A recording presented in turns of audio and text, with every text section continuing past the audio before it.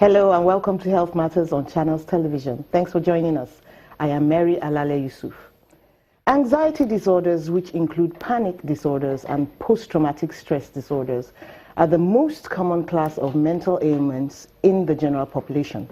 That's according to the Centers for Disease Control and Prevention. The center also states that the approximate lifetime prevalence of these disorders is more than 15%, while the one-year prevalence is over 10%. Anxiety disorders are more prevalent among women and in the developed world than in developing countries. According to the Institute for Mental Health, 86% of those with anxiety disorders do not seek medical help or use less than adequate treatment. My guest on today's show is Dr. Otefe Edebi. Dr. Edebi is a consultant psychiatrist, psychologist, and the medical director of Grace Hill Behavioral Health Services Limited. You're welcome to the show. Thank you very much. Let us first ask, what is the difference? You know, panic, a panic disorder, it's like fear. Yeah. Are they the same thing? Okay. The name itself, the panic disorder, it's taken from the word itself, panic, which is intense fear.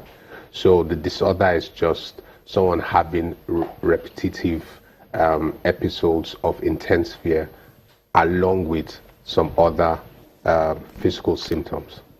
Physical symptoms are involved? Exactly. What are these physical symptoms? Usually when someone has a panic disorder, there are various symptoms that could occur, but the common ones usually are the ones that are associated with chest discomfort. Some people experience a pain in their chest.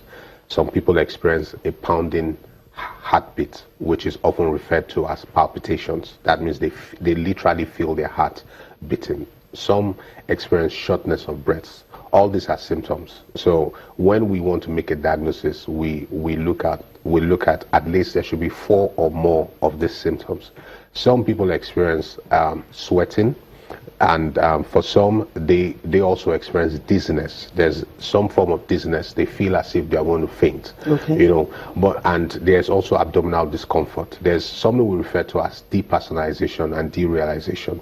That is, the individual expresses that it's as if things are not real around me. It's a real feeling. Yes. Are you explaining the panic loop? No, not necessarily. That's not the panic loop. But in panic disorder, there are 3 major components in panic disorder.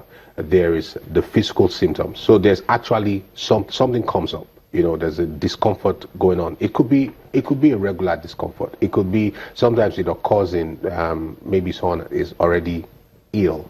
You know, sometimes the first episodes people experience is following an illness. So maybe someone has typhoid, malaria, and after that he now experiences a panic disorder. Sometimes it just comes up all by itself.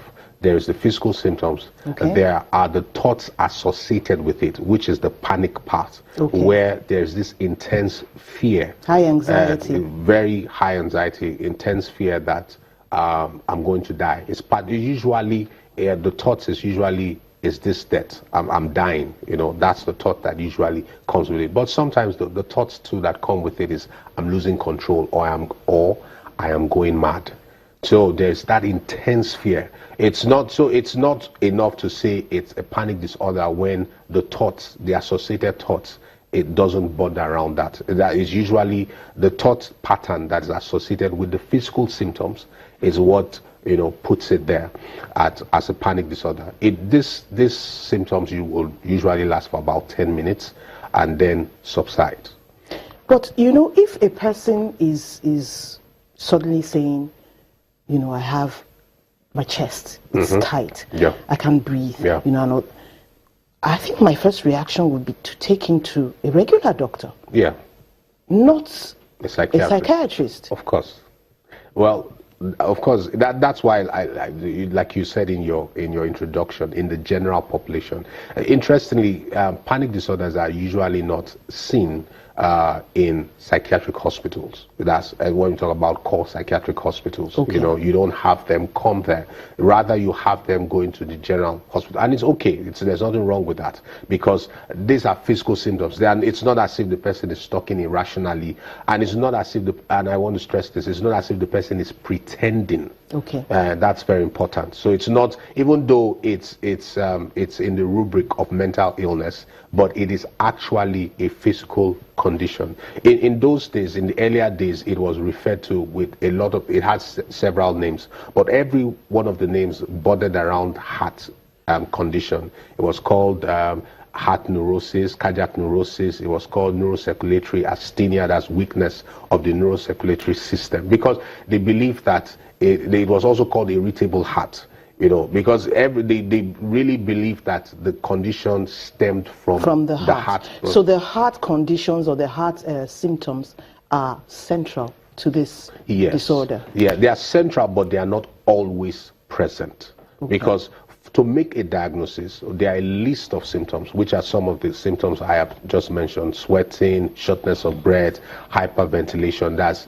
There's like rapid breathing. You know, there's also chest discomfort. There's also abdominal discomfort. Someone just feels like going to use the toilet, you know, wants to rush and use the toilet. Well, anxiety does do that. Exactly. So it's an anxiety disorder. Panic disorder is an anxiety disorder. So they are all anxiety symptoms. So it's not, the person is not faking these things, feels as if they are going to faint. So they are terrified.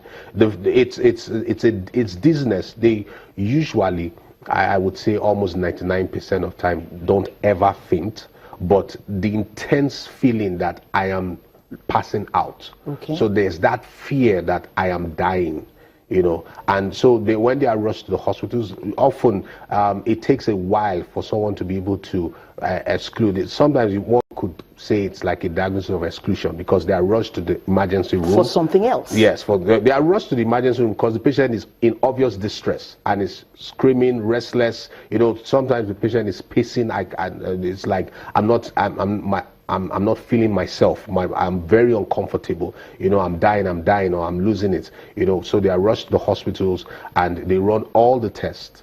Many times it's often mistaken to be a heart attack. You know, so they rush to the hospital.